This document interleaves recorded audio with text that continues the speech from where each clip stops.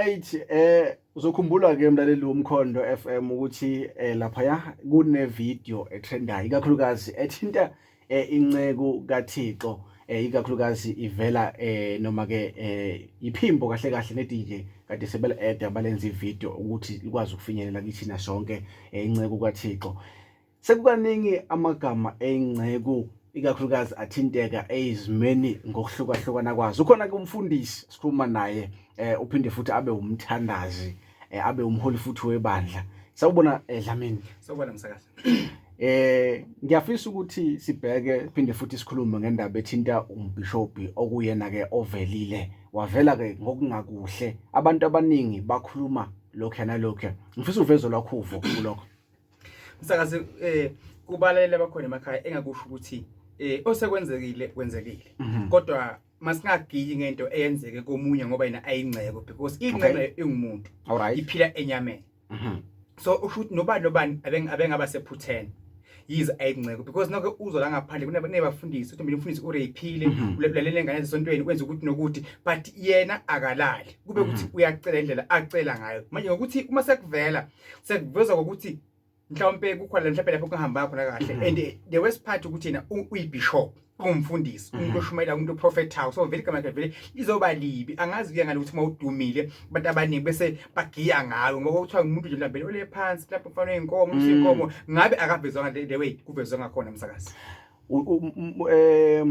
Ngifuna ukubheka la ukuthi abafundisi ibona kanye abantu abathi indlela asihambele ngobuqotho ibona kahle kanye abasifundisa izinto eziqondile. So uma kuvela isimo esikanje uthini kithi sabalandeli bakho uhlezi usixoxela ngendlela eziqotho uthini kithi kanti ngoba kujwayelekile kuthiwa uhola ngesibonelo esihle you lead by example. Msakazi lelo khona ekhaya liqhoshwa libhekile baba. Yes liqhoshwa libhekile. Okay. Nokubana kubani lokubengenzeka. Okay. Akusho nje wasekwenzeka so asale alahlwa. Asiyona ibishop asiyona umthandazi. Akasini umprofeti.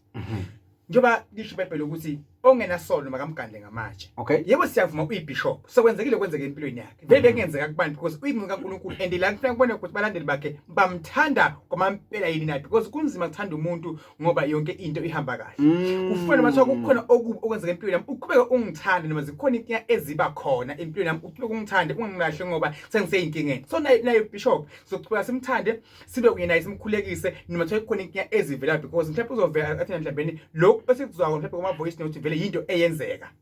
Uyabona ngizo-eda nje kulokho mfundisi kancane ukuthi okusho ukuthi abantu besilisa ikakhulukazi njengoba uzokhumbula ukuthi enye ingxenye yempilo yethu siyihlephula nabantu besifazana. Okusho ukuthi amahlazo ami ngisase umusa womuntu wesifazana engangadibana naye ukuthi angawavezi ngoba mase phelelwa yilowo musa angawaneka sasa.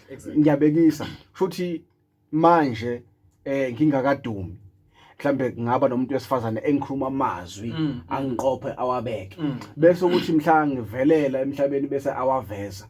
Uyabona ukuthi lento izophinde futhi ingishonise phansi iyenze nabantu baphinde futhi bakhulume namazwi abhlungu phezulu kwempilo. Msakazi ngingathandana nomuntu wesifazane or nomuntu wehlisa uma wena uwesifazane nisendane ithombe ni naked ninguni ayibeke le ithombe the day when angathi uyaphakama bengathi kukhondlela mhlawumbe ufanele ngabe niyabuyisana ningezwani afake le ithombe yabona ayisende zibe public bengathi beninganye izolo yabona kuyoba nzima ukuthi abanye babe ukuthi hayi vele into ingamanga because lo muntu bo-close uyabona indaba ezwakala ngomuntu o-close naye vele kulula ukuthi vele niyithembe ningabantu ngoba lo muntu uhlezi vele unayo 24 hours msakazi.